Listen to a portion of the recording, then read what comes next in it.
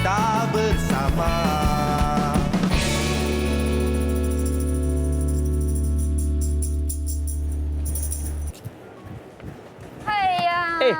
Fiona, lampu tak tutup. Apa? Lampu tak tutup. Aduh, tayar tak betul. Kena tegakkan bila berhenti. Alah, hai. Apa? Kenapa? Biasa buat macam tu okey je. You tak boleh apa tau. Benda-benda macam ni selalu kena basic. Steering kena tegak barulah dia punya jangka hayat tu boleh guna lama lampu ni. Kalau bateri nanti tak boleh nak start sebab lampu you tak tutup. Oh, ya ke? Okey. Ada semangat tengah jogging-jogging tadi nampak tu. Lampu tak tutup. Nervous pula dia cakap macam tu. Apa lagi ni nak spot check ni? Betul lah, nak kena spot check juga ni. Kadang-kadang kita ni bila bawa kereta, banyak benda yang kita terlepas pandang. Kita apa, kita lupa tau. Antara contohnya macam ni ya, tingkap saya lupa nak tutup. Kok-kok nanti ada barang yang penting dekat dalam. Handphone saya dekat dalam. Tak tutup tingkap, kok-kok nanti kena curi. Aduh, apa lagi yang selalunya awak boleh lupa ni? Ni yang kita paling risau. Yelah, sebab wanita selalu kita tahulah semuanya diberikan kepada lelaki untuk nak servis. Tapi sebagai wanita yang bawa kereta, kena ingat-ingat juga benda tu. Yelah kan, ini adalah untuk keselamatan kita kan. Mana tahu nanti orang kata apa, malang tidak berbau. Betul. Jadi kita kena sentiasa jaga kan. Maklumlah sekarang ni kita hidup sentiasa ada je benda nak kejar, nak laju dan sebagainya. Jadi benda-benda macam tu kadang-kadang bukan kita tak tahu, tapi kita anggap dia sebagai satu perkara yang remeh ataupun kita terlepas pandang. Jadi anda mungkin boleh ambil peluang ini, okey, hari ini topik yang sangat menarik yang kita bawakan kepada anda dan boleh membantu anda dalam kehidupan seharian. Untuk orang kata macam stop for a while, kita slow-slow macam tu, tengok okey apa yang kita terlepas pandang kan. Kok-kok ada benda penting yang kita macam terlepas pandang. Okey, sebab sekarang ni kita tahulah hari ni saya pun tadi tengah lari, kita pun tak boleh apa untuk jaga kesihatan kita. Sempena Hari Sukan Negara hari ni, sebab itulah saya pun bersenam tadi. Jadi bila kita kadang-kadang macam Fiona kata, nak cepat kita terlupa untuk nak jaga kesihatan kita, lupa untuk nak bersenam. Jadi itu yang kadang-kadang bila datang balik penyakit-penyakit yang amat kita takuti, obesiti lah, darah tinggi lah kan. Dan macam kalau tengok tadi kereta-kereta macam ni, ni kejap gini tak boleh start lah ni.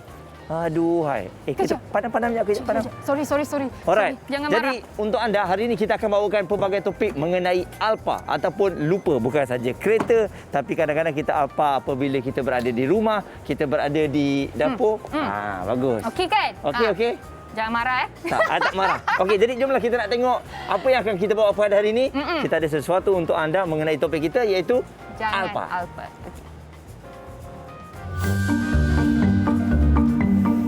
Beberapa barang mempunyai fungsi tersendiri yang kita tidak tahu kegunaannya ataupun terlepas pandang.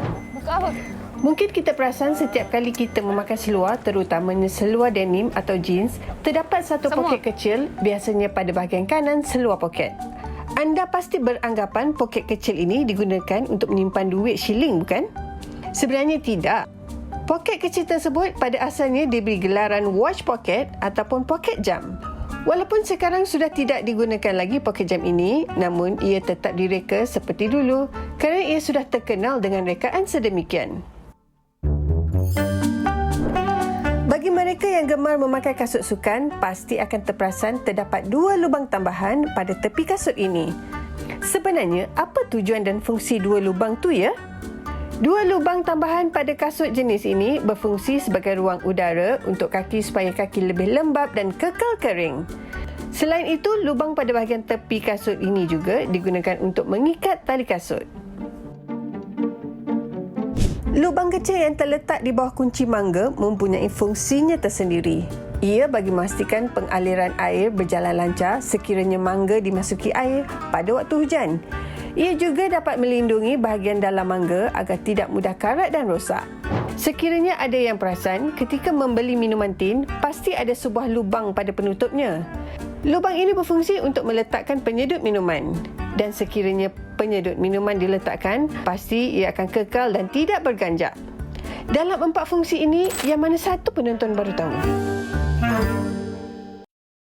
Itu dia. Saya pun baru tahu pada hari ni fungsi poket kecil tu. Memang betul. Saya ingat nak letak duit. Rupanya letak jam lah dulu. Nak sorok-sorok duit kan, tak nak terpakai ke apa. Rupanya letak jam. Itulah dia. Kita nak sarankan kepada anda semua, bagi saudara mara, kawan-kawan yang belum bangun, kejutkan mereka untuk saksikan Borak Kopitiam sekarang juga. Sebab apa? Topik kita pada hari ini boleh banyak membantu anda dalam kehidupan seharian. Okey, jadi bila kita sebut mengenai kereta tadi, saya tegur-tegur yang basic-basic je. Tapi hari ini kita akan bawakan kepada anda seorang yang pakar mengenai kereta ni. Pentingnya untuk kita nak jaga keadaan kereta kita bagi maintain lama, terutamanya dengan cerita dalam masa beberapa hari kita boleh rentas negeri. Jadi kita kena servis kereta kita, bahaya ni kan. Dan oleh kerana itu kita bersama dengan Datuk Engineer Muhammad Dalip yang merupakan pakar kejuruteraan automotif, konsultan DIMD Automotif. Assalamualaikum. Waalaikumsalam. Sini Datuk. Hari ini kita dapat juga bersama untuk kita tengok hari ini kena kereta kerana dah lama PKP, dah lama MCO kan. Betul. Jadi kereta banyakkan simpan daripada berjalan. Jadi pastikan anda kenal kereta anda, kenali kenderaan kita sebelum kita bergerak jauh. Ini akan memberikan manfaat. Tak mati tengah jalan, tak berhenti tengah jalan, tak rosak tengah jalan. Kita sampai ke destinasi dengan selamat. Tapi jaga SOP. Walaupun beri pelepasan, jangan terugan. Nanti anda tidak sampai ke tempat yang dituju. Datuk, tadi Fiona tadi masa dia berhentikan kereta, dia tak tutup lampu. Dan ini antara perkara basic ramai. Kadang-kadang saya pun terlupa nak tutup lampu. Bahaya tak, Datuk? Bahaya. Kenapa bahaya? Sebab apa? Sebabnya apabila kita meninggalkan lampu headlight ini adalah 12 volt, dia akan tarik semua kuasa daripada bateri. Bila kita nak balik, nak start, kek. Betul. Kek dah tak boleh dah sebab 12 volt tadi dah habis. Ini adalah kerana ekoran daripada kita meninggalkan kereta tergesa-gesa. Sebenarnya bagi kereta yang harga dia bawah lagi pada 80,000, memang kita kena off sendiri, on sendiri. Tapi bagi kereta yang melebihi, dia ada auto. Yang mana auto ni kita tinggalkan dia padam. Okey, Masuk maksudnya tempat gelap dia nyala sendiri. okey, saya kena beli kereta 80,000 kan? Macam tu lah. Yang ada perkataan dekat situ auto. Dekat lampu dia. So you letak je, dia nyala sendiri lah. Tetapi ada satu lampu yang mana lampu tu terus menyala waktu siang malam pun dia panggilkan day running light. Yang itu jangan risau. Tu mati enjin dia tutup sendiri. Okey. Datuk, satu lagi saya nak tanya. Ya, saya. Pagi tadi kan, Muaz marah saya lah. Saya tak percaya kalau Muaz yang cakap. Sebab Tapi apa? kalau Datuk cakap, saya percaya. Okey. Dia marah saya bila saya park kereta, tayar saya tak straight. Betul. Ada masalah ke? Macam mana, Datuk? Betul tu Mas. Tak boleh. Tak boleh. Kerana stres. Bila kita tinggalkan kereta dengan wheel yang lebih lagi pada degree zero, di sini dikategorikan zero. Angle dia hanya 25% angle dia. Ataupun dipanggilkan 25 darjah. Dia stres pada box terutamanya pada steering box. Drag link, linkages tak ada masalah. Okey. Tetapi dia akan jadi stres kerana weight distribution dia tidak sama. Kereta pun boleh stres Yes, kena jaga. Stres kemudian dipindah kepada owner. Bila owner stres, kocek nak pergi repair, nak keluar. Bila nak keluar itu yang payah. Betul. Itu yang stres juga tu. Jadi kita kena selamatkan kita Poket punya kita. stres. Betul. Baru kereta kita selamat. Yeah. Bagaimana kenali kenderaan kita supaya kita sentiasa relax, tak ada stres dan baru kita enjoy driving. Okey, Datuk, satu lagi soalan. Kalau kita tahu bila kereta kita rosak, kita guna double signal. Betul. Jadi ramai yang takut kalau kita buka double signal ni dalam masa let's say 1 hari tak ada orang ambil kereta kita. Macam mana dengan bateri kita? Habis juga. Oh, habis juga? Habis sebab dia menggunakan flashing tu adalah indikator dan dia ada satu sensor yang mana dia akan indikator tu akan menyala terus sebab dia akan punya 72 kali flash dalam masa 1 minit. Dia akan flash. Jadi you bayangkan berapa kali. Tapi rakyat Malaysia terbalik. Bukan waktu dia tinggal waktu kecemasan. Waktu hujan dia pasang serat. Datuk, saya nak tanya. Itulah dia. Waktu hujan saya tengok ramai orang pasang double signal. Betul ke benda tu? Tak betul. Salah. Tak boleh. Waktu hujan jangan pasang highlight. Sekarang kita dah ada day running light. Tak perlu. Kalau rasa tak berapa seronok, pasang lampu betul-betul. Sebab di bahagian belakang akan nampak berwarna merah. Di bahagian depan tetap nampak berwarna putih. Ini akan menjagakan keselamatan kenderaan tersebut. Bukan dasar hujan, pasang hazard light. Hujan, pasang hazard light. Apa akan terjadi kalau masa hujan kita pasang hazard light? Menyusahkan kawan-kawan kita yang menggunakan jalan raya yang lain. Terutama bikers. Bikers ni ada kala dia berhenti, kadang-kadang dia jalan juga. Bila you pasang hazard light, kereta ni kecemasan ni. Sebab dalam undang-undang, dalam perkenalan pada papan dashboard, hazard light adalah kecemasan. Ataupun kita 3 orang atau 4 orang nak konvoi pada satu cerita. Kita nak ramai, kita dalam konvoi, jangan ganggu kita. Kita 10 kenderaan dan kita 10 pasang hazard. Itulah kita dalam satu tim. Jadi orang lain tak adalah ganggu kita. Itu sebab kita nampakkan pembesar-pembesar polis tak ada kenal polis sebab dia pakai motor besar, pakai baju macam saya ni, duduk. Tapi dia bagi hazard light. Dia dalam duty. Jangan ganggu dia. Okey. Baik. Datuk, saya benda tu juga. Ni saya nak tanya ni. Ni Fiona selalunya bila kita parking kan, kita akan angkat macam ni. Kita akan angkat kita punya wiper ni. So, bagus ke tak bagus Datuk untuk jaga dia punya getah ni selalunya? Betul. Tepat sekali. Tetapi tak ramai yang membuat demikian. Kerana angkatkan wiper blade ini ada satu paling bagus. Ada yang gunakan dia pakai stand. Okey. Wiper stand. Tidak kena. Kenapa? Sebab getah ini terlalu nipis dan kena gelas adalah temperature akan jadi tinggi. Bila temperature gelas tinggi, dia akan keraskan getah-getah ni dan kadang-kadang koyak. Bila koyak ini dah tak boleh cuci dengan bersih. Betul. Itu akan menyebabkan pemandangan kita menjadi silau atau pemandangan kita akan menjadi blur, rabul. Tak boleh. Itu sebab cermin ni perlu dipolis setiap kali 1 bulan sekali. Alamak. Lama Polis. dah. Bukan cuci. Polis. Bila nak bersihkan tak boleh pakai kain. Okey. Kena pakai surat khabar lama. Baru berkilat. Baru dia akan jadi shining. Mana minyak, diesel, petrol, apa-apa saja yang melekat di sini tadi akan hilang. Okey. Baru dia kena air, terus jatuh. Jum, terus akan hilang. Alright, jadi jangan alfa ya, anda kena buat tu. Walaupun nampak macam leceh tapi kena buat. Okey. Jom Fiona kat dalam pula. Mungkin Fiona ada nak tanya. Ada satu ni saya nak tanya. Peninglah, saya percaya ramai di kalangan mereka yang dekat luar pun ada satu masalah iaitu bila nak letak pemegang handphone tu. Kadang-kadang ada orang letak sini, letak sini, letak sini, letak sini. Tempat mana sebenarnya yang betul dan paling ideal lah untuk kita letak? Datuk mungkin boleh. Kalau kita tengok kan, ada macam-macam bentuk telefon. Bila kita duduk, yang pertama cara duduk masuk kereta tadi pun berbeza. Kita akan hantar kaki kiri dulu, baru kita duduk, baru kita masuk dan pegang. Center point of the steering wheel must be center point of the chest. So baru kita dapat geming. Tak payah sebenarnya, tak payah beli holder, tak payah beli apa. Bila kita tengok je dashboard, kita angkat je, kita letak. Dia takkan jatuh. Tepi yang ni, bagi yang tu. Pinjam ya. Dia takkan jatuh. Pandulah berapa jauh nak pandu. Dia takkan jatuh. Iyalah. Dia takkan jatuh sebab dashboard ini angle, cermin dan angle, dia akan duduk stick dengan bagus. Dia tidak akan jatuh. Jangan tegak macam ni. Kena condong macam ini. Jadi kalau kita letak dekat tengah-tengah sini, dia tak mengganggu. Ada orang kata blind spot. Tak ada. Blind spot sebelah sini dan sebelah sini blind spot. 5 darjah kanan, 5 darjah sebelah kiri. Itu sebab kita kena toleh. The way of driving. Itu sebab kita kena pegang steering. Steering kena pegang 3 dan 9. 65 darjah, kita kena tolak. 65 darjah, kaki 65 darjah, baru selesa. Itu dipanggilkan ergonomic system. Baru jalan jauh pun tak penat. Baru tak letih, baru tak stres, baru tak penat. Jadi kita akan memandu dalam keadaan yang paling dipanggilkan kategori yang paling seronok sekali. Dan kita akan pulas badan kita ke sini senang. Kita pulas badan kita senang, bukan macam ini. Ini fail. Ini jangan bahaya. Saya tak macam tu, saya tak macam tu. Sebab sini ada perkataan SRS, Safety Restraint System. Budak-budak kampung kata airbag. Sebab saya ni budak kampung. Airbag. Airbag ni terbuka. Pum! Dia meletup. Tangan kita pegang kat sini, ini koyak. Ini akan koyak. Sebab ni keras ni. Ni keras ni. Benda ni keras. Tak boleh. Jadi kalau kita pegang sini, pum, dia kena kat sini. Tangan kita kena tak? Dia akan buka ni, Dok. Ramai tanya, bila airbag punya akan meletup, dia mana yang dia akan pergi? Dia akan buka macam ni. Dalam ni, dia tidak buka ke bawah. Okey. Tak boleh. Ke bawah salah, fail.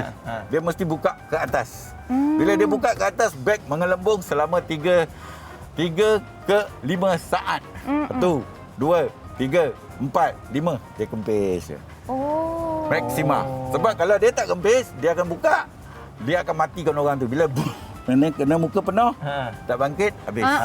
Lemas kan. Lemas. Itu sebab SRS dia ada dekat tiang, dia ada dekat pilar, dia ada.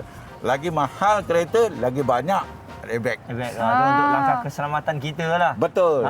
Walaupun kita pandang simple je panel dashboard ni, kita tengok sikit aja, tapi tujuan dia cukup banyak. Beri maklum kepada pemandu. Tapi adakah pemandu aware, berhati-hati ketika memandu? Bukan untuk menunjukkan laju sahaja, tetapi menunjukkan engine performance, menunjukkan semua instrumen atau application yang ada di dalam kenderaan ini. Kalau kita tengok kan, kita buka kereta, tengok kat dalam ni, ada berapa macam-macam banyak, macam-macam ada. Okay, padam. Baru kita boleh start. Kita tak boleh start terus. Tak boleh. Kalau kita start je terus, dipanggilkan shortcut. Apabila kita shortcut, kereta ni akan tunggu je masa dan ketika untuk dia short antara satu yang lain dan tidak akan dapat dikesan. Tak dapat kesan. Jadi kena ambil masa sikit lah walaupun kelam kabut. Bila jangan kita alpa. tak boleh. Kalau kelam kabut macam mana pun, dia ada sistem. Bagi kenderaan yang belum direka, belum didaftar sebagai kenderaan fuel injection system, dia tidak ada ECU, Electronic Control Unit. Kenderaan itu you buat macam mana pun tak apa. You bedal dia pun tak apa. Yang lama punya kereta tu. Betul, tepat sekali. Tapi bagi kereta ini dan kereta yang direka cipta tahun 90 ke atas dan 2000 seterusnya, 2010 totally buka je ni tak boleh start. Tunggu, padam. Semua padam. Bila dah padam, baru kita boleh start. Okay. Start. Baru macam ni. Baru kita boleh. Dan indikator ini akan menyala apabila sampai satu masa dia nanti. Kalau dia kata, oh belt kita longgar, dia nyala. Oh minyak kita tak cukup, dia nyala. Oh ni tak cukup, dia akan beritahu. Itu sebab setiap kali kita memandu, 1 minit jeling saja. Dan ini yang paling penting. Center rear view mirror. Tengok belakang ada orang tak? Ada. Dan kita baru boleh nampak kat sini. Tengok orang jauh. Oh, kita boleh nampak kat sini. Kalau kita ada orang mengikut, kita nak tengok sini, depan break, kita nak pergi mana? Bahaya. Yes, betul. Jadi itulah kegunaan dia. Lega saya dapat tahu antara banyak-banyak benda tadi Muaz tegur saya. Steering tak tegak lah, wiper lah, lampu lah. Satu benda ni saya tahu saya buat dengan betulnya. Setiap kali saya tunggu saja lampu padam baru saya start. Bagus. Ini terbaik. Itu terbaik.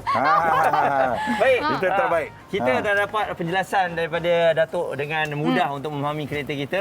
Jadi terima kasih Datuk. Sama-sama. Bersama dengan kita walaupun sekejap tapi dia punya ilmu dia tu yang mahal tu. Betul. Jadi kita harapkan untuk anda semua jangan apa mengenai kereta kita, terutamanya untuk anda yang nak berjalan jauh nanti, insya-Allah kita akan ada pelepasan jaga SOP untuk Remetas Negeri ni, dan kereta kita ni dah lama tak jalan jauh ni. Jadi kena sentiasa tengok, okey? Jadi bagi anda semua jangan ke mana-mana sebab apa, selepas ini kita ada macam-macam lagi tips yang ingin kongsikan bersama dengan anda. Kembali.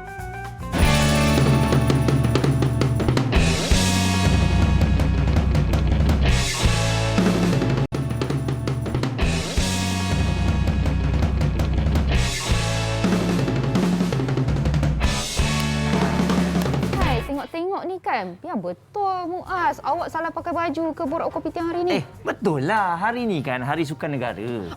Jadi sebab tu saya ni bersemangat untuk nak bersukan. Memang saya suka bersukan. Betul. Setiap hari. Dan oleh kerana itu Hari Sukan Negara kali ini disambut secara virtual dan juga hybrid. Oleh kerana itulah walaupun sekarang ni kita ialah ada sukan-sukan tertentu yang kena ada SOP yang sangat ketat, akan tetapi kita kena bersukan, jangan jadi malas. Betul. Sebab macam pagi tadi kita dah bagi tahu kepada anda kan, kalau kita tak jaga kesihatan akan menyebabkan kita obes. Kalau kita obes ni akan membawa kita ke banyak penyakit akan datang kat kita. Jadi kita tak nak benda tu. Jadi walaupun kita dalam fasa endemik lah sekarang kan. Jadi kita masih lagi boleh bersukan. Sejajar dengan hari ini pelancaran Hari Sukan Negara.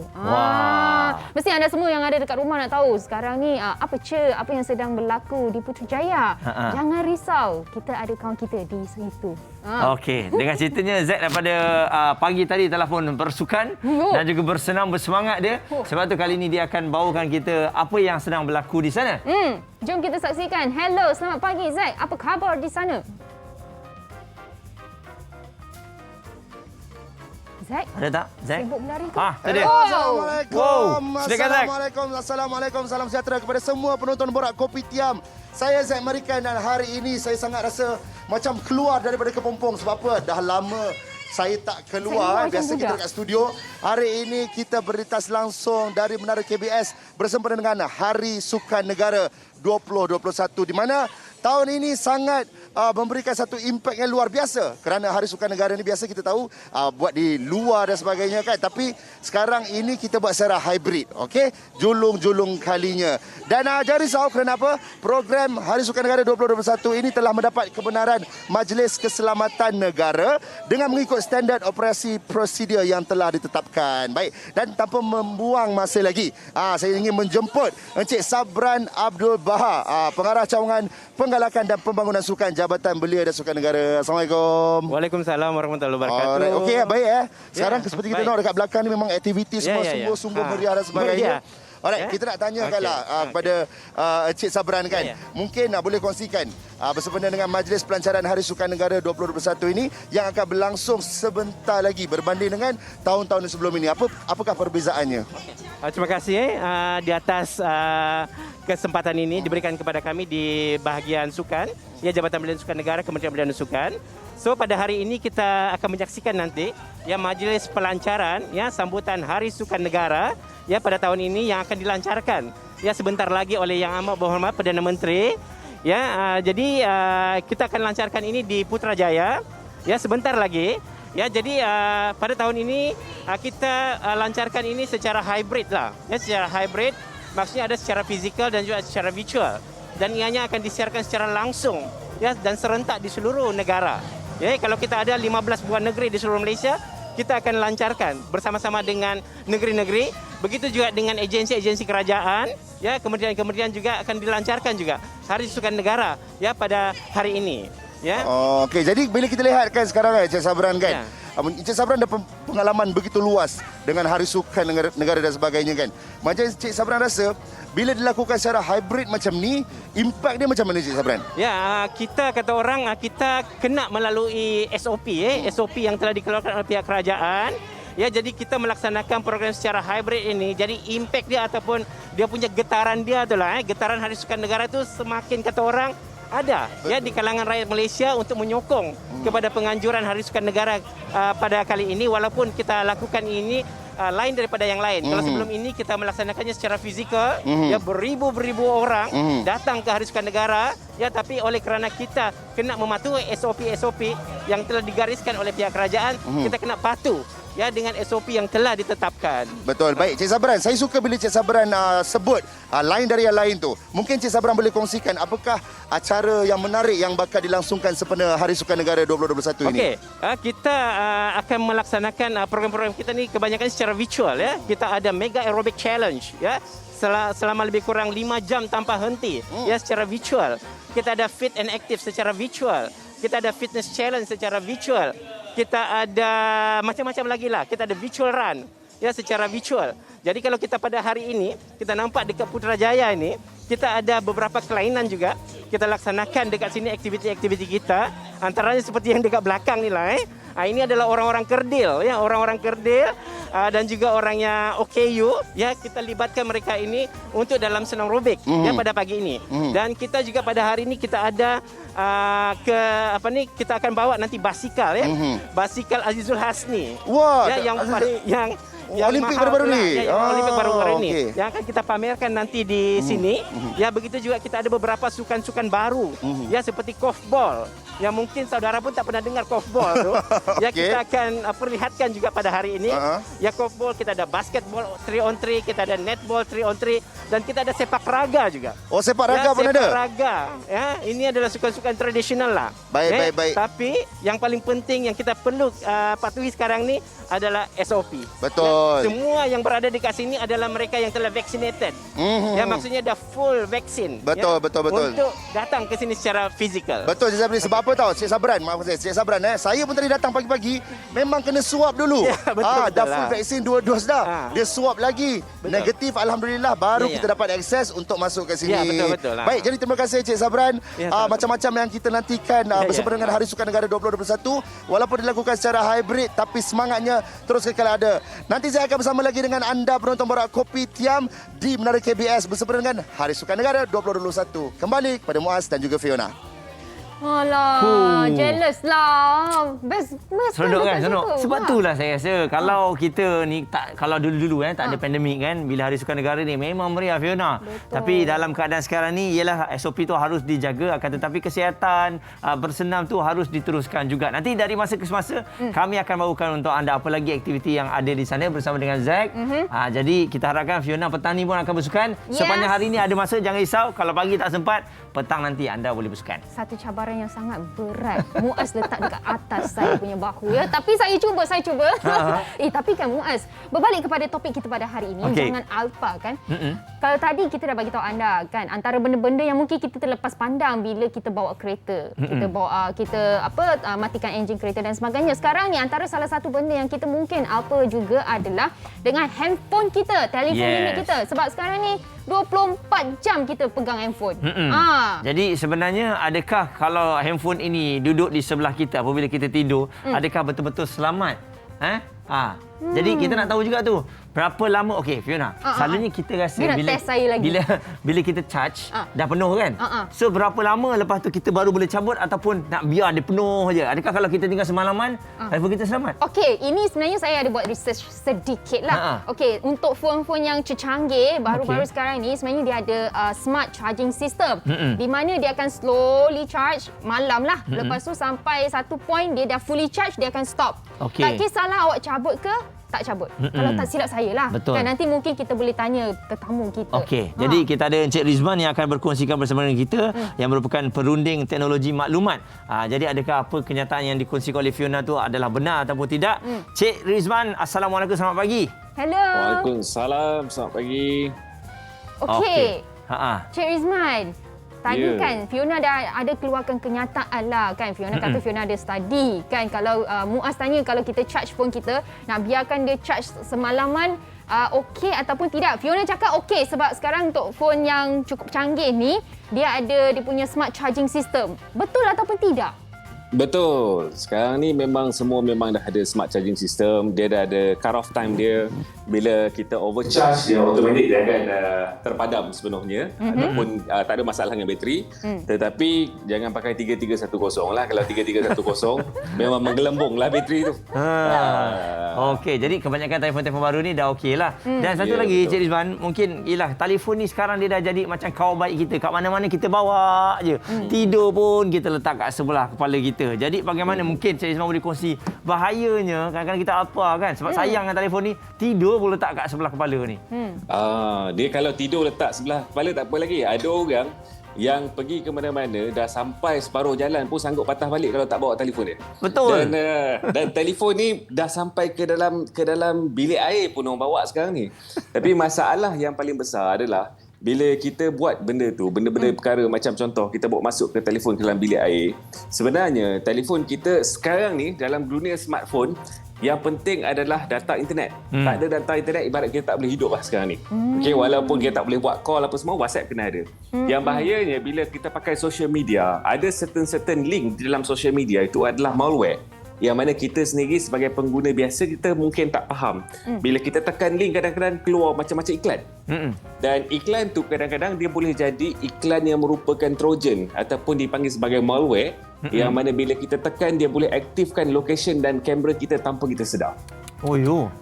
Ini yang berlaku sekarang ni, yang mana kadang-kadang banyak data dalam telefon kita dicuri, kadang-kadang kamera kita di-on secara automatik tanpa kita sedar. Ini yang kita kata untuk dunia telefon sekarang ni, pastikan tempat kita nak bawa tu nak masuk toilet. Jaranglah kalau kat rumah kita sebelum kita masuk toilet, kita pergi bersiap pakai tie, pakai coat sebelum masuk toilet kan. Kita pakai je apa yang ada. Kita takut bila kita tengah duk melayari internet dalam telefon, dalam toilet tu sendiri, bila kita tekan link tu, kita takut kamera tu turn-on sendiri dan pihak ketiga boleh dapat maklumat kita dan gambar kita. Sebab itulah pentingnya kadang-kadang bila kita tengok handphone kita, tiba-tiba ada lampu. Sebab bila kita punya kamera on, ada lampu atas dia akan menyala. So jadi pentingnya bila kita pakai phone kita observe, kita tengok sedikit benda tu. Tapi satu lagi kita nak tanyalah kan. Sebab ada kadang kita rasa macam sayang bila sebut tentang data kan. Kita sayang nak pakai data kita. Lepas tu tiba time-nya ada pula disuruh untuk update kita punya operating system. OS. Penting ke sebenarnya nak update? Kalau tak update boleh tak? Okey, dia macam ni. Kalau dari segi operating system ni, OS update ni dia ada dua. Satu yang minor update. Macam contoh 11 pergi ke 11.1, 11.2, itu mungkin tak apa lagi. Tetapi bila ada major update, contoh daripada 11 pergi ke 12. OS 11 nak pergi ke 12. Maksudnya dia akan include sekali the latest security yang ada di situ. Sebab tu dia bukan hanya dekat update. Ni masalah berlaku pasal update, pasal sayang data ni banyak berlaku dekat pelajar-pelajar sekolah dan remaja lah sebenarnya. Sebab dia rasa macam remaja sayang lah data. Sama kita semua remaja kan. So yang paling masalah adalah bila nak memilih telefon waktu nak beli awal-awal tu. Ada setengah-setengah telefon harga murah. Tetapi OS version dia adalah OS version yang lama.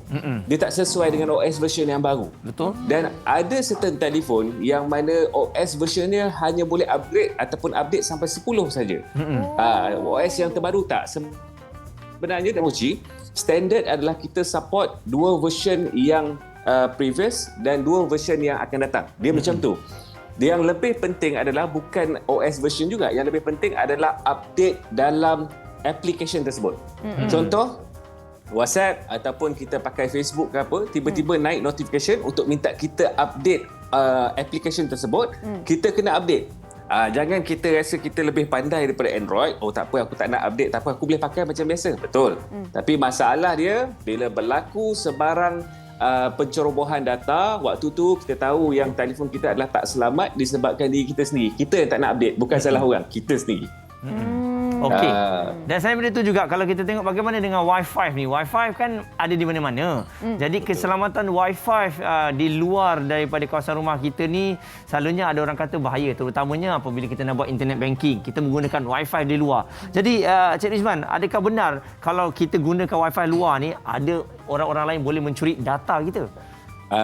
Okey. Ini sebagai phishing technique ataupun Wi-Fi attack. Wi-Fi attack ni kebanyakan memang untuk public ni selalunya memang itu yang berlaku sebab kita tak kenal siapa yang melayari di sekeliling kita.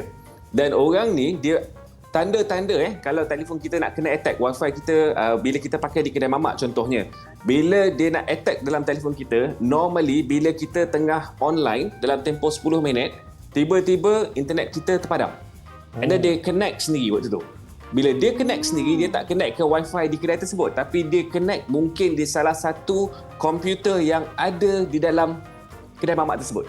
Okey, daripada situlah data-data kita ni memang disedut satu persatu. Benda ni memang berlaku di mana-mana negara, memang dah konsep of Wi-Fi attack ni memang dah terjadi. Tapi yang paling bahaya sebenarnya adalah Wi-Fi di rumah kita. Ya ke? Ingat Wi-Fi kita paling selamat dah. Pakai Wi-Fi sekarang dekat rumah kita sendiri. Ini masalah dia. Sebab tu, bila kita pakai Wi-Fi permanent di rumah kita, setiap Wi-Fi yang ada rumah ni, dia ada admin konsol dia. Kalau Maxis ke Telekom ke apa, dia ada admin konsol. Telefon ke Telekom ataupun ke Maxis atau ke mana-mana saja Wi-Fi provider, minta admin konsol. Daripada admin konsol, pecahkan Wi-Fi kita kepada dua. Satu gas, satu kita punya. Bila orang luar datang ke rumah kita, jangan biarkan orang luar datang mengakses ke main Wi-Fi kita, tetapi akses ke dalam gas punya mode. Okey, so dia macam komputer. Bila kita buka komputer, dia ada dua login. Satu login kita, satu login gas. Gas tak ada password. Login kita ada password. So maksudnya dia ada dua pecahan dengan hanya satu bil saja, dia hanya ada dua pecahan. Satu untuk gas, satu memang untuk kita. Daripada situ kita tahu dah orang tak akan boleh masuk ke dalam Wi-Fi kita. Gas hanya untuk gas, yang ini hanya untuk kita. Dia ada dua pecahan di situ. Tapi ramai orang tak tahu. Sebab dia rasa macam aku beli satu Wi-Fi hanya ada satu login je. Sebenarnya boleh pecah-pecah benda tu. Tak ada masalah pun. sebenarnya. Nervousnya dengar ni. Rasa macam nak terus balik rumah buatlah. Sebab memang pernah experience tiba-tiba terputus. Lepas tu dia on balik kan. Sebab data-data ni sangat bahaya. Betul. Kita tak tahu kan. Tapi yang itu wifi. Satu lagi casing pula. Sebab sekarang ni kan ramai orang suka tukar-tukar casing dan sebagainya. Tapi macam mana kita nak tahu casing sebenarnya apa yang wajar untuk kita dapatkan ataupun yang tidak wajar? Okey, casing sebenarnya yang paling penting adalah jangan kita beli casing yang full tu, yang boleh tutup tu. Sebab telefon ni dia ada jantung dia. Jantung dia ada dekat sensor kat depan tu. Kalau kita perasan tempat kita cakap telefon tu dia ada satu sensor. Bila kita letak tangan kadang-kadang lampu padam. Bila kita angkat lampu tu menyala balik. Okey.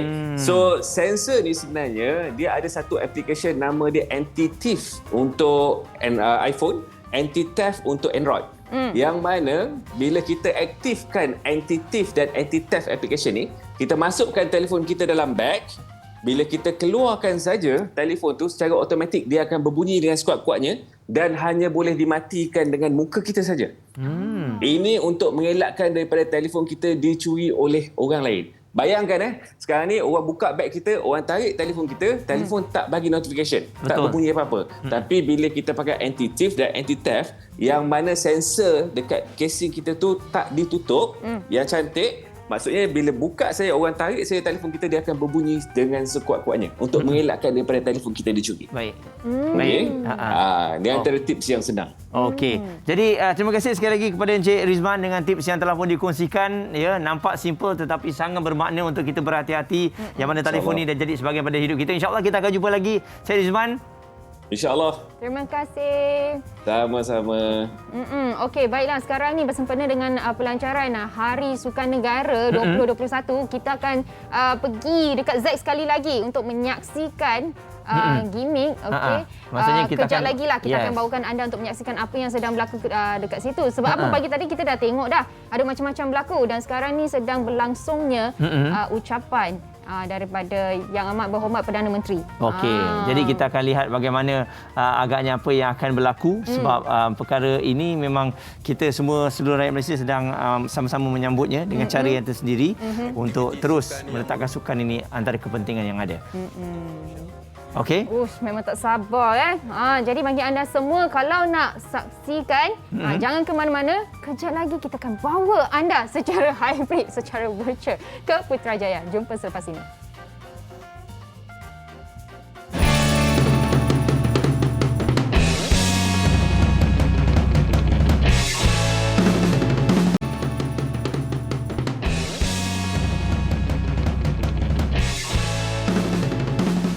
Alright.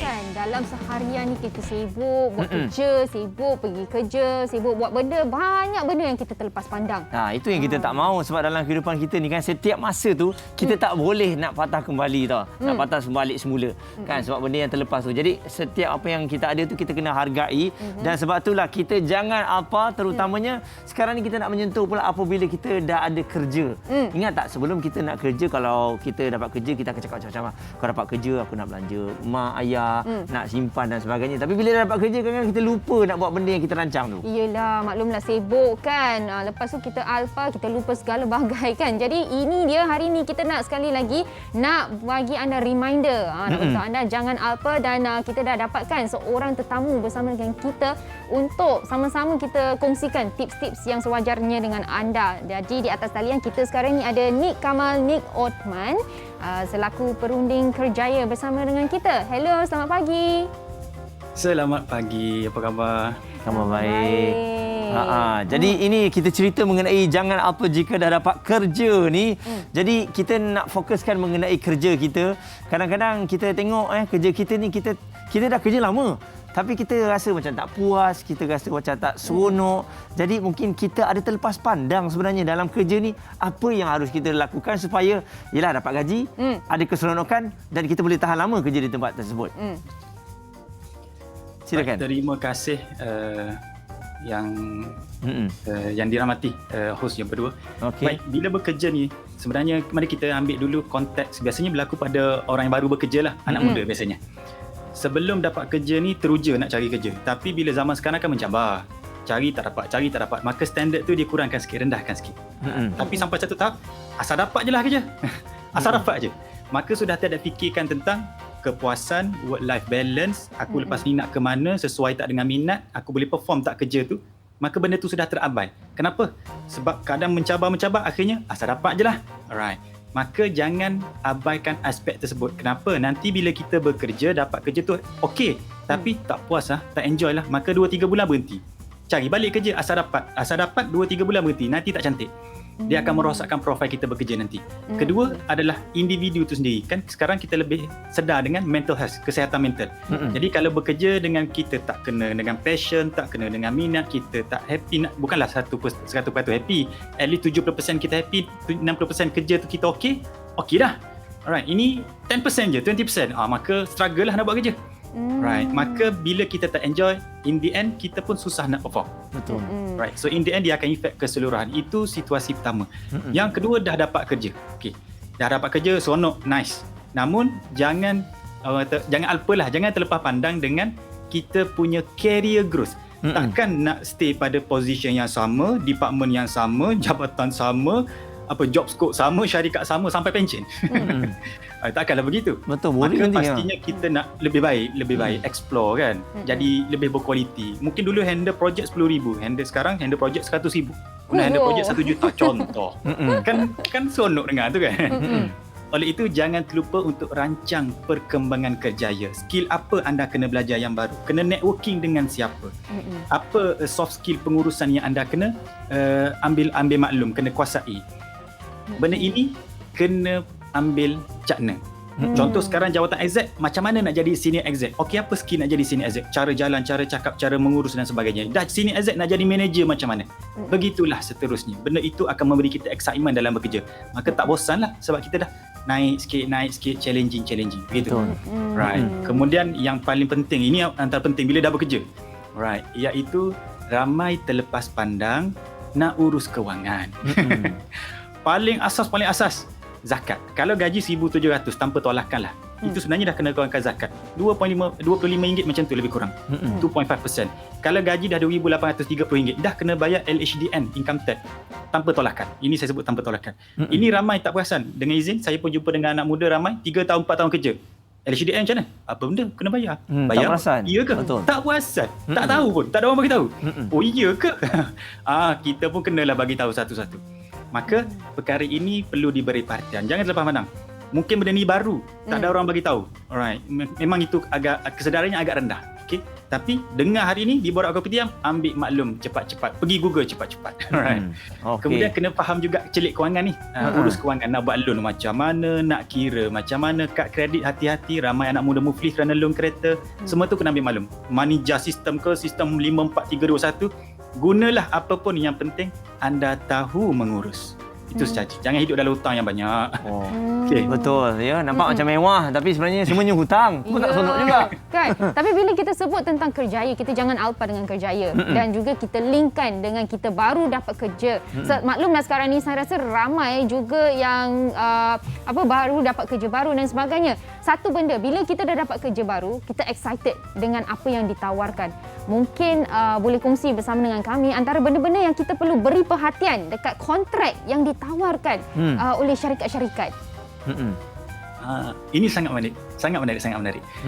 Ramai sekarang dengan izin, syarikat yang cuba nak jimat kos, maka ada pendekatan penjimatan di sudut pandang pekerja. Dia kata, oh ini zalim, ini tak adil. Maka kita kembali pada hitam putih. Hitam putih itu kontrak kerja. Maka kontrak kerja ni jangan risau. Kita boleh cakap dekat bos, saya nak ambil dulu kontrak kerja, balik rumah, esok saya bagi balik. Mana kata kita balik study, tanya orang HR, tanya peguam dan sebagainya. Apa nak perhatikan? Okey, antara yang perlu perhatikan, biasanya kita perhatikan berapa gaji, jawatan apa, job scope apa. Okey, sebab apa job scope? Sebab itulah KPI kita. Macam mana mereka nak kita perform bekerja? Tengok job scope lah. Dalam hitam putih. Dia katalah, biasanya berlaku ketidakadilan daripada dia kata kita tak perform. Okey, macam mana dia kata kita tak perform? Rujuk balik job scope, hitam putih lah. Alright, kalau you tak perform sebab you tak buat A, tapi dalam kontrak kerja saya tak buat A, saya kena buat B, saya perform B, maka tetap perform. So hitam putih, penting tu, bagus. Kena rujuk kontrak kerja. Kedua adalah ramai anak muda ataupun orang baru masuk kerja tak perasan tentang termination term ataupun kita tengok notice period dia berapa lama. Ada sebulan, ada 2 minggu, ada 3 bulan dan sebagainya. Okay. Ramai yang nak tengok bahagian benefit je. Benefit apa aku dapat? Part tu memang seronok. Cuti berapa lama, MC berapa lama, alarm commission dan sebagainya. Namun dari segi termination kena perhatikan. Yang juga kena perhatikan sekarang. Sebab apa yang viral dekat social media boleh memberi kesan pada syarikat. Perhatikan PNC, perhatikan social media punya clause. Ada sekarang. Dia kata tak boleh menyebut nama syarikat, tak boleh sebut nama klien, tak boleh snap gambar dokumen-dokumen. Kena perhatikan. Kalau tersnap gambar, terupload niatnya baik, nak bagi tahu aku bekerja dengan syarikat ni bagus. Tapi dokumen tu private and confidential. Anda mungkin kena terminate. Benda ni dah berlaku banyak dekat Twitter, dekat IG sebagainya. So itu antara perkara yang bagus untuk kita perhatikan dalam kontrak kerja. Begitu. Dalam kita keterujaan ni kan bila tengok kontrak ni. Jadi satu lagi Cik Nik Kamal, bagaimana pula sekarang ni kita semua sedia maklum. Tadi Cik Nik ada bagi tahu banyak syarikat yang memang menawarkan kontrak saja, bukan permanent. Jadi kita sebagai pekerja-pekerja ni dah tak ada pilihan. Terpaksalah kalau ada kontrak, ada datang kerja, ada gaji. Kalau sakit sekarang ni pun tak ada gaji. Jadi kita dah tak ada pilihan. Jadi bagaimana benda-benda macam ni membuatkan kita sentiasa bermotivasi. Sebab saya dapat rasakan di syarikat-syarikat yang besar pun, saya ingat semuanya permanent tapi ada juga menawarkan kontrak. Alright. Langkah berhati-hati. Memang tak dinafikan. Sekarang kerja permanent agak sikit, kerja kontrak bersepah. Sebab syarikat pun nak ambil langkah berhati-hati just in case. Mereka pun tengah nak survive, tengah nak berhati-hati dengan kos sebagainya. So, benda pertama yang kita kena faham, kita ambil kontrak tak ada masalah. Perhatikan kontrak kerja tu balik. Kemudian, bagi mereka yang katalah hilang kerja, kemudian ambil kerja baru. Yang ni anda ambil kerja kontrak setahun, 6 bulan, 2 tahun. Kerja kontrak itu janganlah langsung tidak membantu future career, tidak membantu masa depan. Sekurang-kurangnya dia boleh jadi batu loncatan, dia boleh memberi kita sebut competitive advantage. Kita ambil pengalaman kontrak tu, okey, dia mengajar kita skill yang perlu, networking yang perlu, pengalaman yang relevan. Nanti kita nak apply kerja permanent selepas keadaan dah stabil, mudah. Jangan ambil kerja kontrak yang tak berkaitan langsung. Right. So itu yang boleh nak saya advisekan lah. Okey. Jadi itu dia antara tips untuk anda semua dan kita harapkan ianya berguna ya. Kita jangan lupa sama ada kita dah ada kerja ataupun tidak. Cik Nik Kamal, terima kasih di atas input yang telah pun diberikan. Kita harapkan akan memberikan sedikit ilmu kepada anak-anak muda khususnya, bukan anak-anak muda saja. Mereka yang dah berusia ni pun bila usia 40 tahun tiba-tiba dibuang kerja, nak cari balik, jenuh juga tu. Betul. Nak memulakan kerja kita ya. Jadi inilah dia, anda kalau nak dapatkan apa-apa pertanyaan kan nak dijawab, boleh pergi ke Facebook Career Cube ini untuk dapatkan kita kata nasihat, tip. Okey. Betul. Sekali lagi terima kasih kepada Cik Nik Kamal. Dan untuk anda, kita dari tadi memang memfokuskan mengenai apa jangan lupa dan sebagainya. Dan jangan lupa juga hari ini merupakan Hari Sukan Negara. Jadi ada di antara anda yang dah bangun pagi bersenam ya, mungkin beriadah bersama dengan keluarga, jaga SOP, bagus sangat. Dan sekarang ni jom kita nak bawakan untuk anda lintas langsung gimik pelancaran Hari Sukan Negara di Putrajaya. Jom.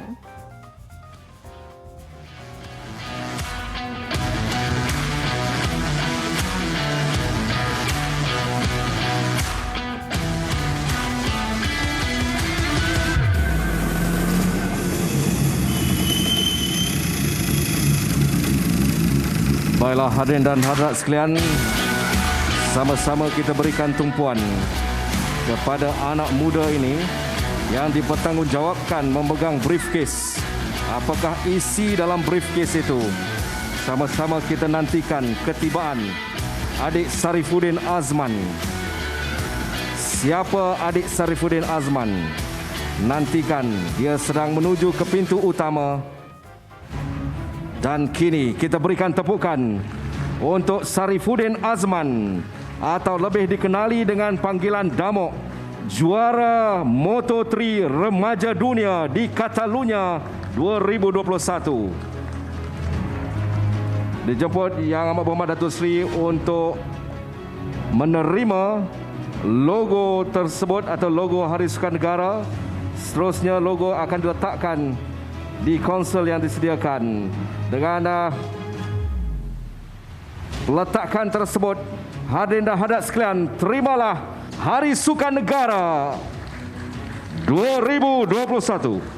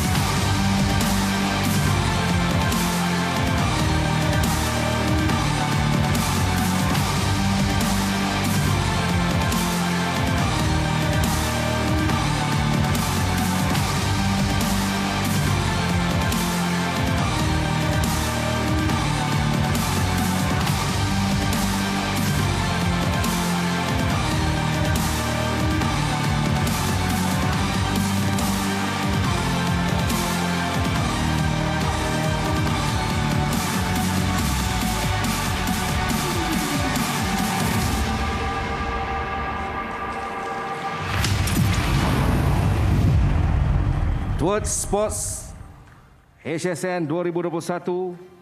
Baik, itu dia pelancaran ya untuk Hari Sukan Negara yang telah pun dilancarkan oleh Yang Amat Berhormat Perdana Menteri. Jadi dengan ini kita akan terus membawakan kepada anda selama sebulan ini pelbagai cara untuk anda nak bersukan. Ada orang kata, alamak nak keluar takut lah muas apa. Kita boleh bersukan dalam rumah aja. Sekarang ni contohnya Zumba kan. Kalau dulu nak kena pergi studio Zumba, tapi sekarang pasang YouTube, tengok Zumba, kita follow je. Sebenarnya kan, jujur nak cakap Muaz, sebenarnya saya agak teruja dan juga tak sabar nak tunggu. Look forward towards kita punya cara baru untuk kita bersukan. Sebab kalau dulu macam Muaz cakap, kalau nak berzumba kita kena pergi studio untuk berlatih dan sebagainya. Sekarang ni kita boleh duduk di rumah sahaja dan buat macam-macam aktiviti bersukan, bukan sahaja dengan diri kita dan juga instruktor kita, tapi kita boleh ajak sekali ahli keluarga kita yang ada di rumah sama-sama untuk buat senaman. Kita nak sihat, kita sihat sama-sama. Itu yang kita mahukan. Sebab kita kadang-kadang bila kita bangun pagi, kita duk tengok je berapa berat badan kita ni. Kenapa tak berubah-ubah berat badan kita ni? Sebab kita langsung tak ada buat senaman. Dan bila kita tahulah makanan kat Malaysia ni kan semuanya hebat-hebat. Jadi kadang-kadang ambil nasi lemak, ambil roti canai, kalori tu kan banyak kan. Jadi bila tak keluarkan peluh tu yang ada dalam badan kita. Okey, dan seterusnya bila kita sebut mengenai apa dan juga jangan kena sentiasa berhati-hati, kita nak fokuskan pula kali ini di dapur. Dia pun antara ruang yang cantik tapi berbahaya. Betul, sebab dekat dalam dapur ni maklumlah ada macam-macam peralatan. Jadi macam-macam benda akan berlaku. Dengan itu kita sekarang ni bersama dengan Dr. Fatimah Salim selaku fellow penyelidik Atur Rahman Institute for Natural Product Discovery UITM untuk tolong kita. Kok kita ada terlepas pandang apa berada di dapur. Hello, selamat pagi. Untuk menyerahkan buku Hello. sama dengan seorang lagi. Hello. Okey. Kita boleh dengar sikit. Okey. Mungkin nanti kena cakap kuat sikit tau.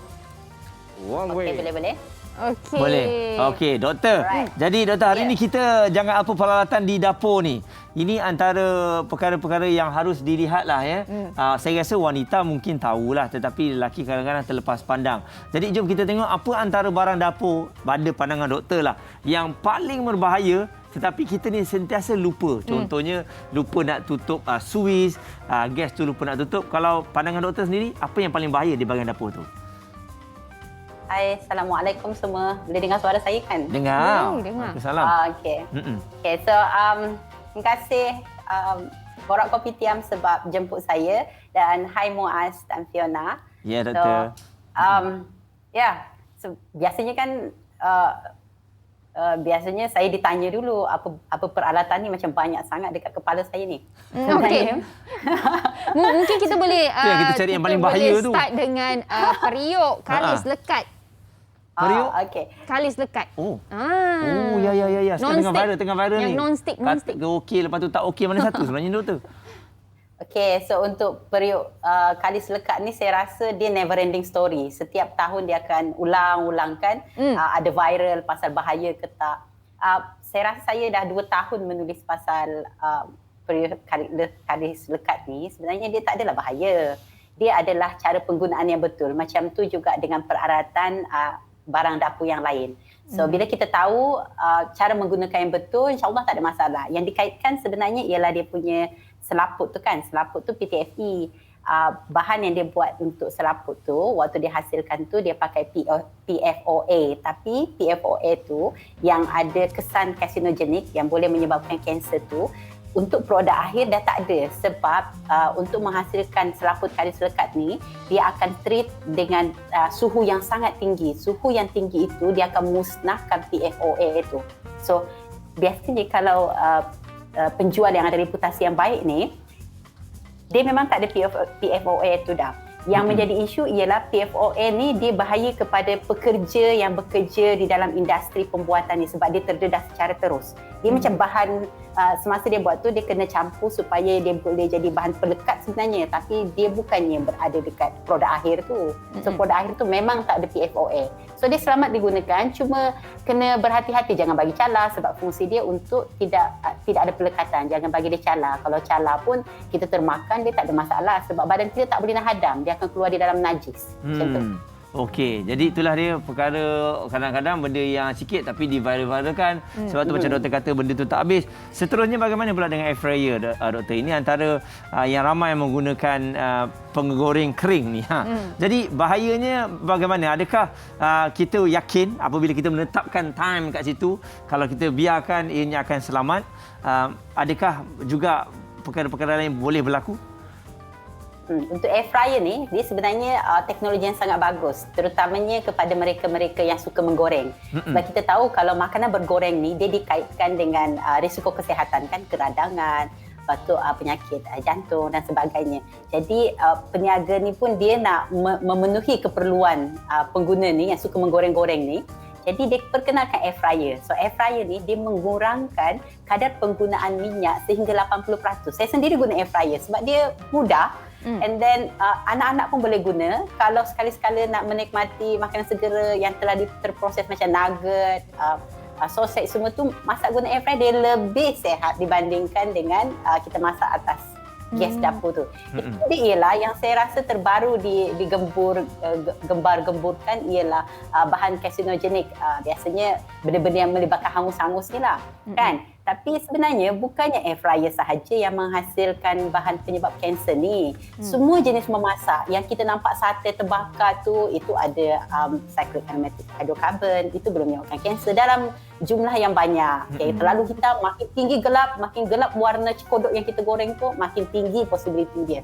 Jadi bukan sahaja guna air fryer.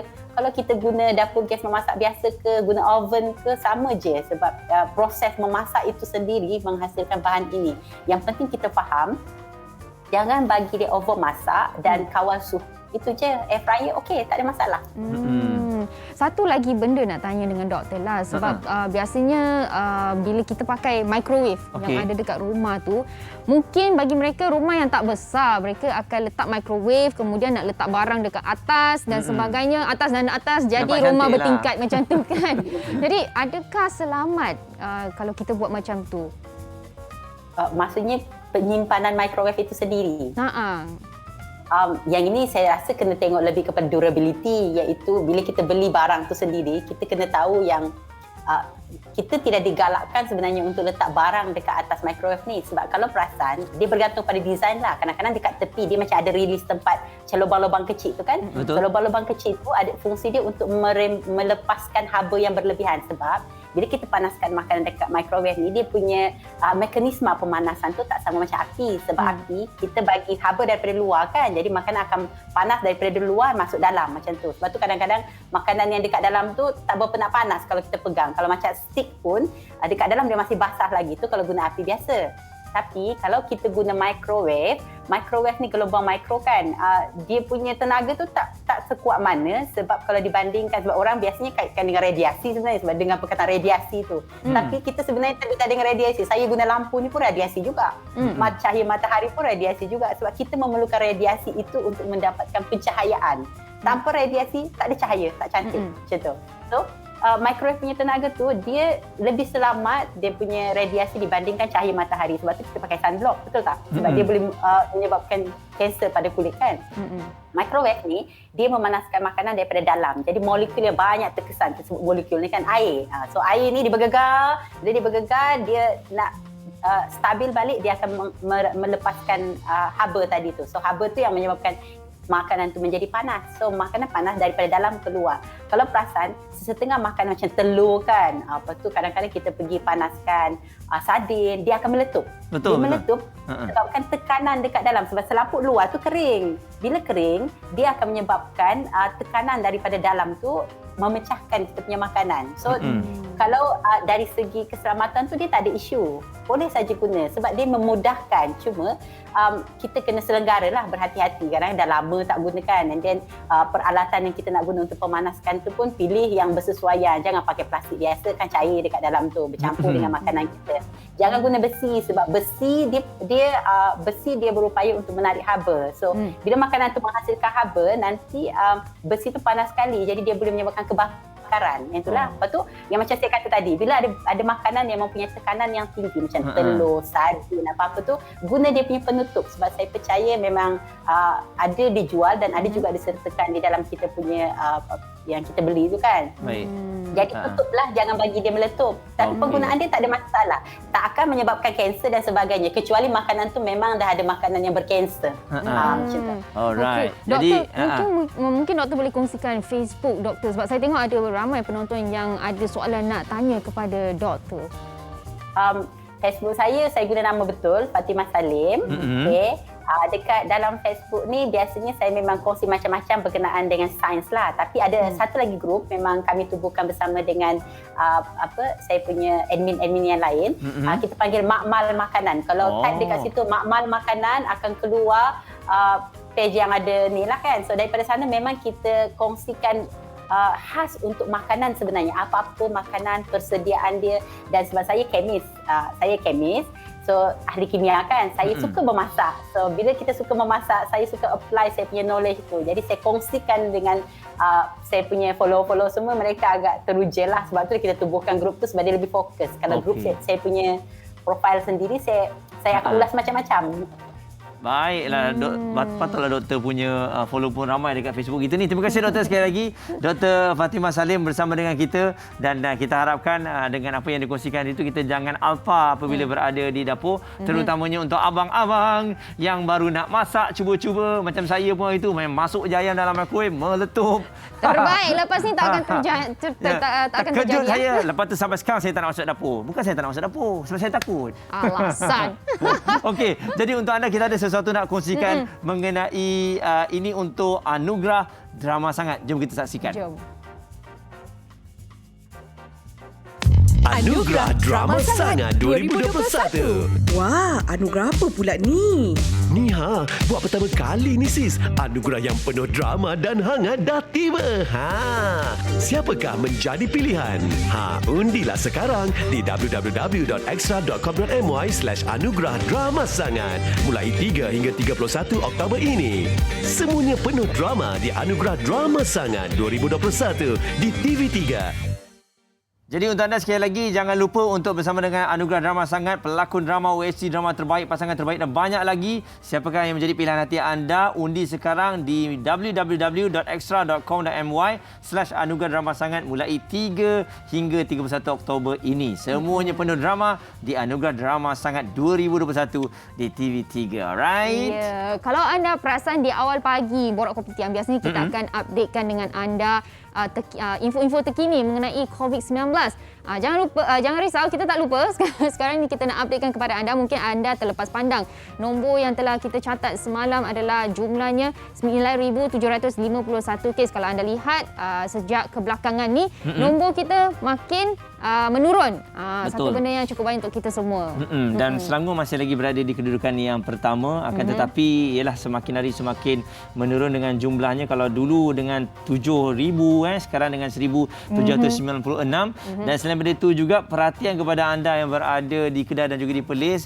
Peringatan yang telah pun dikeluarkan oleh pihak polis di sana kepada anda yang berada di Kedah, jangan cuba-cuba untuk memasuki Perlis secara haram kerana anda merupakan antara punca yang dikabarkan peningkatan kes beberapa hari lalu di Perlis dengan ada 200 kes pada 2 hari yang lepas, akan tetapi semalam dengan 94 kes. Jadi kita kena sentiasa patuh SOP dan kalau boleh kita kena jaga diri kita lah, sebab kita akan dibenarkan nanti untuk melintas negeri. Waktu ni kita nak tengok balik bagaimana, adakah anda semua betul-betul jaga diri anda ataupun kalau anda alpa, anda lupa. Kita akan kembali macam dulu kala. Dan anda semua jangan ke mana-mana. Kita kembali selepas ini.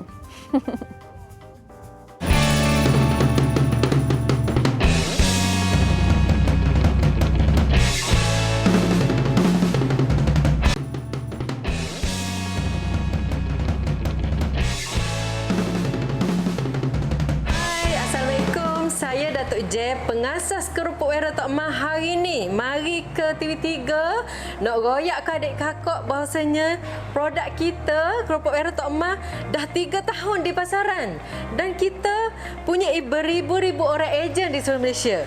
Jadi hari ni Kak J mari nak royak bahawasanya kerupuk kita ni berbeza dengan produk lain, yang mana kerupuk kita ni nipis rasa ikan asli dan diproses di kilang kita sendiri.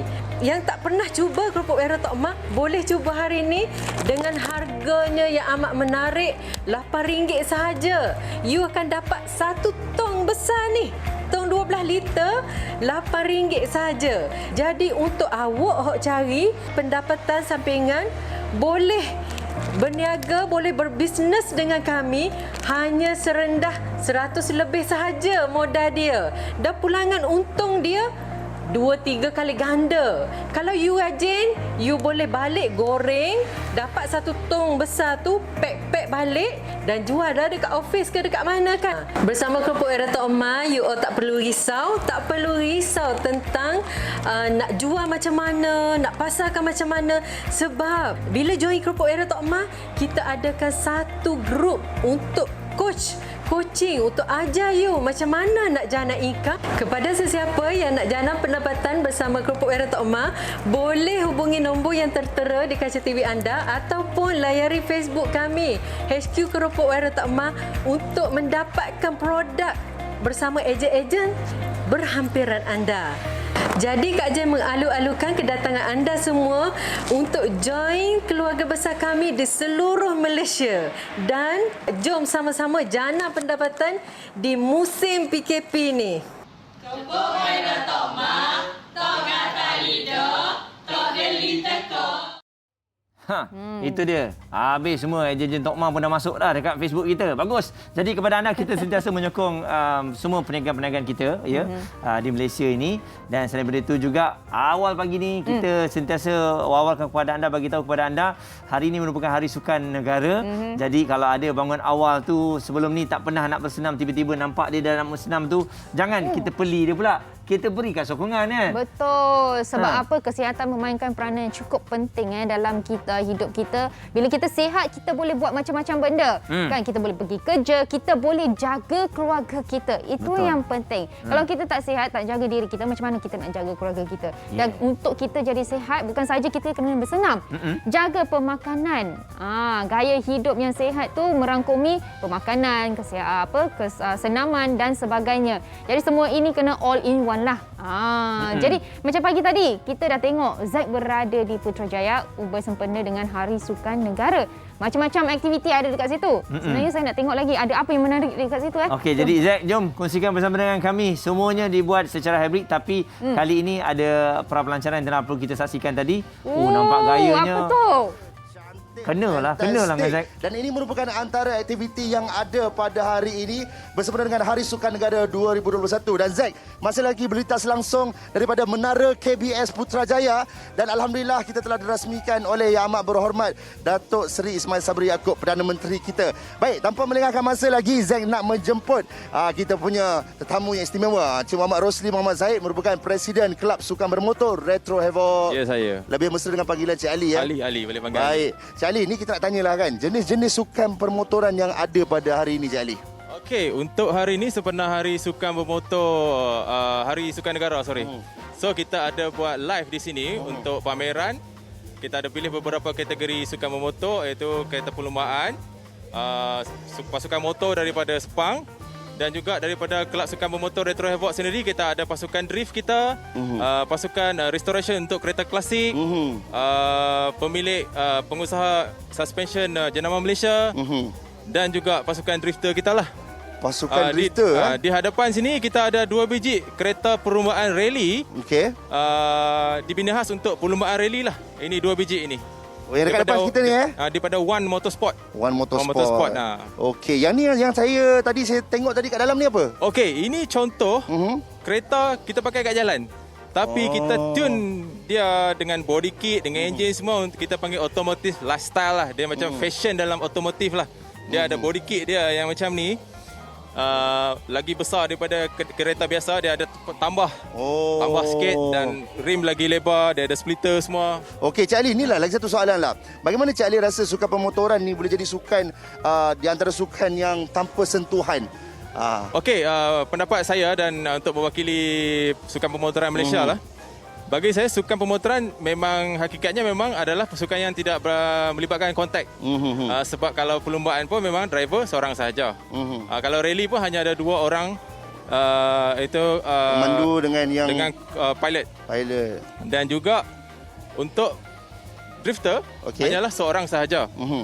Dan bagi acara pertunjukan kereta pula, kita boleh buat dengan melimitkan jumlah kereta dan tanpa pengunjung supaya acara sukan pemotoran dan pertunjukan kereta show semua ni boleh dapat dijalankan terus walaupun kita dilanda pandemik COVID-19 ni.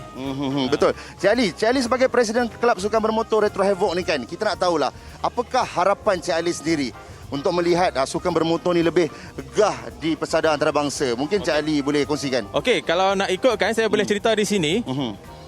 Di belakang kita ni ada Nissan Silvia 2 biji ni. Memang adalah kereta yang mewakili Malaysia untuk bertanding di Europe dan juga di Middle East. So harapan saya supaya golongan-golongan macam ni mendapat tajaan dan orang kata imbuhan untuk diorang seperti lokasi dan juga kelonggaran lah buat masa sekarang sebab diorang tak boleh nak berlatih langsung sebab semua acara sukan ditutup. Betul. Baru saja dibuka sekarang lah. Ikutkan tahun ni pasukan ni akan ke Oman tapi terpaksa dibatalkan sebab tak boleh nak keluar negara. Tapi dari segi latihan apa semua tetap diteruskan? Tak boleh buat sekarang. Tak boleh buat terus? Rasanya baru minggu ni kita ke fasa 3 Fasa 3, Fasa 3 dan baru dah start nak boleh buat dah. Okey, terima kasih Cik Ali. Jadi terima kasih di antara sukan-sukan yang ada pada hari ini, pemotoran. Jadi kepada anda di rumah sana, kalau anda ingin tahu apa lebih lanjut atau mungkin ingin kongsikan, macam biasa, jangan lupa macam Fiona dan Muaz kata, komen kalau anda menyaksikan kami secara live di Facebook. Baik, Zaid terus nak saksikan aktiviti-aktiviti yang ada di sini melalui KBS Putrajaya. Saya Zaid American, kembali ke studio. Oh, thank you Zaid. Terima kasih Zaid. Memang cukup menarik. Bertuah Zaid dapat tengok sendiri kereta yang begitu hebat. Jadi itulah dia masa yang ada, peluang yang ada. Akan tetapi untuk anda yang berada di seluruh Malaysia juga sambutannya diambil ataupun dibuat dengan cara hybrid dan anda boleh tengok di laman sesawang KBS sendiri ada diletakkan di sana. Dan sampai itu juga semalam kita nak kongsikan bersama dengan anda mengenai prapelancaran untuk keluarga Malaysia. Dan kalau ada di antara anda yang bersama-sama, kita tengok keutamaan kerajaan untuk keluarga Malaysia adalah memerangi kemelut kesihatan dan ekonomi tanpa memandang siapa yang ditimpa musibah. Dan selain itu juga Yang Amat Berhormat Perdana Menteri telah pun memberitahu usaha memulihkan negara ini akan tercapai dengan terus memupuk, menyemai dan mempertahankan 3 ciri utama keluarga Malaysia, iaitu keterangkuman, kebersamaan dan juga kesyukuran. Dan menurutnya kejayaan ini akan membolehkan Malaysia membuka jalan pemulihan ekonomi dan norma baru pasca pandemik. Kesejahteraan rakyat ditingkatkan dan keyakinan pelabur harus dikembalikan.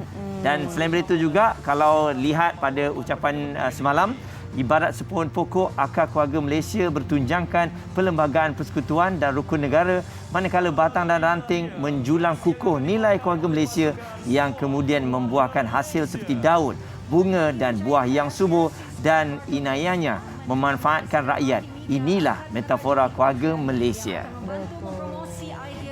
Dan juga kalau anda lihat ada juga dikatakan toleransi masyarakat yang berbeza agama, bangsa dan kaum di kalangan keluarga Malaysia sudah pun berlangsung puluhan tahun. Jadi saya yakin we can do it. Sama-sama kita jayakan keluarga Malaysia. Tak ada masalah, ya, kita saling hormat menghormati antara satu sama lain, mempelajari, dan walaupun kita duduk dalam satu Malaysia ni kadang-kadang kita tak tahu pun mengenai perkara-perkara lain. Jadi kita kena sentiasa belajar dan toleransi itu yang paling penting. Baiklah, seterusnya kita ada satu program yang kita ingin beritahu kepada anda, iaitu program Zero to CEO. Okey, Zero to CEO. Dia sebenarnya sebuah program reality yang membantu untuk melahirkan usahawan tanpa modal dengan berniaga produk usahawan IKS serta mencetuskan inovasi aktiviti keusahawanan demi kemajuan ekonomi negara. Dan rancangan ini dihoskan oleh Fizu Omar dan juga Erma Fatimah dalam membantu membimbing para usahawan yang ingin merubah hidup mereka. Jadi dengan itu, tanpa membuang masa, sekarang ni kita bersama dengan Datuk Farida Hanim Harun selaku Ketua Mentor. Hello, selamat pagi. Selamat pagi. Assalamualaikum. Apa khabar Muaz dan Fiona? Waalaikumsalam. Atau lebih mesra dengan Ibu Hanim, ya. Jadi inilah dia mentor kita yang sangat hebat. Jadi mungkin Ibu Hanim boleh terangkan bersama dengan kita kan, sebab objektif Zero to CEO ni kita tahulah nak mencari CEO yang berjaya dalam bidang perniagaan. Jadi semua orang nak berniaga, semua orang nak jadi kaya, semua orang nak ada perniagaan. Tapi apa agaknya kata yang harus ada untuk kita daripada zero nak jadi CEO ni? Okey, yang paling penting sekali kita kena ada ilmu, ya Muaz, Fiona. Kita kena ada ilmu, kita kena ada mentor, kita tahu sistemnya, kita tahu strukturnya. Sebab ibu tengok usahawan ni, especially pengalaman ibu dengan Zero to CEO ni, kesian sangat.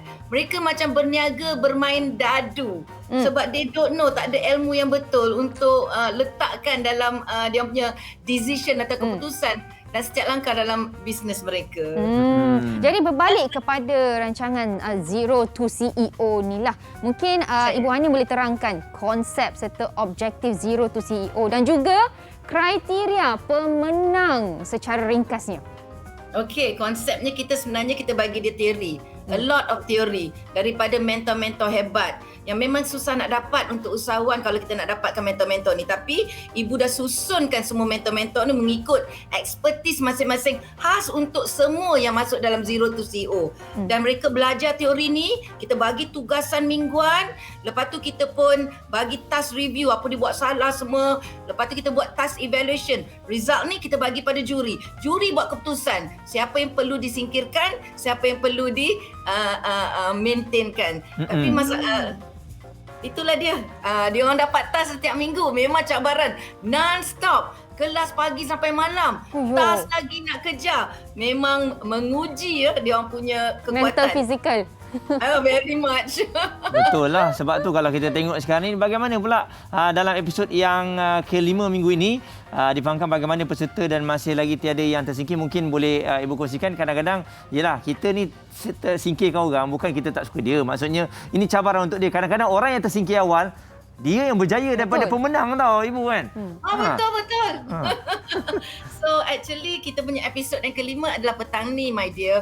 It's at 4 o'clock ya, TV3. So semua saksikan tau. Sebab ibu tak naklah spoilkan keputusan. Nanti juri akan you have to watch petang ni pukul 4 dan kita tengok ada tak orang yang disingkirkan petang ni. Mengumumkan ketibaan Erma Fatimah atau yang dikenali Mak Chun. Selamat pagi. Mak Chun, selamat pagi. Selamat pagi. Okey. Jadi, Mak Chun, kita nak tanyalah kan, apakah platform perniagaan online yang disediakan oleh peserta benar-benar membantu membantu jualan mereka? Untuk online ni. Sebab kita tahulah Mak Chun sekarang mana-mana semuanya online memanjangkan. Ya, betul. Sebenarnya dalam program ni diorang ada 3 platform yang kita sediakan kepada mereka, iaitu OnPay, Avana dan juga Shopee ya. Nampak 3 sekali.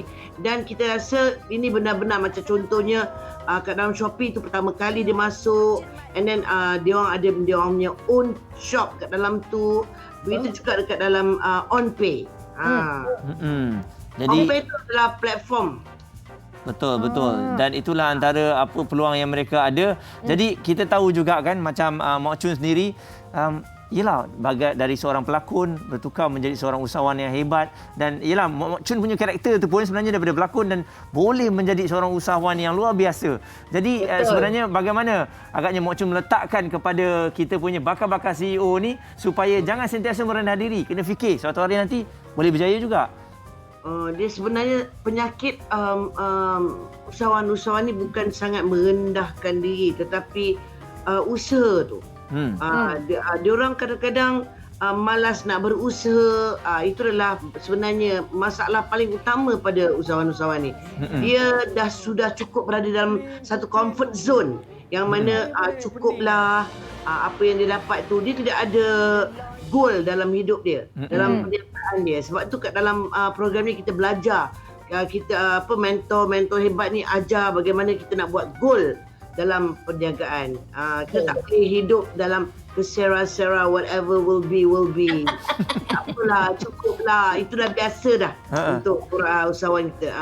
Okeylah tu, dah ada kereta, ada makan cukup. Bolehlah tu, tak boleh macam tu. Okey. Jadi untuk anda semua, usahawan tak boleh. Okey, anda kena tengok pada petang ini, dan sekali lagi terima kasih kepada Ibu Hanim dan juga Mak Chun. Minta maaf dalam masa yang amat singkat ni, akan tetapi kita tahu pada petang ini anda yang tak dapat masuk program tu tak apa. Yang nak jadi usahawan pun kena tengok juga banyak tips yang ada. Baiklah, terima kasih bersama dengan kami. Juga terima kasih kepada tetamu-tetamu kita pada hari ini. Jangan lupa esok kami juga masih akan bersiaran. Anda akan bersama dengan hos yang lain lah. Yes. Okey, jadi kepada anda selamat berhujung minggu. Sekali lagi jangan lupa hari ini anda kena bersenam. Okey, kalau tak nak semudah kemas rumah, janji keluar peluh pun boleh. Kemaskan perabot-perabot yang ada. Kalau malas lagi, cuci kereta pun boleh keluar peluh. Yang paling penting juga anda semua jangan sesekali alpa. Baiklah, jumpa lagi. Bye-bye. Jaga diri baik-baik. Jangan apa pada SOP kita, okey? Kita jaga kita. Assalamualaikum. Sisa-sisa hidup bersamamu, tak mampu hidup, serahkanlah kisah-kisah cinta.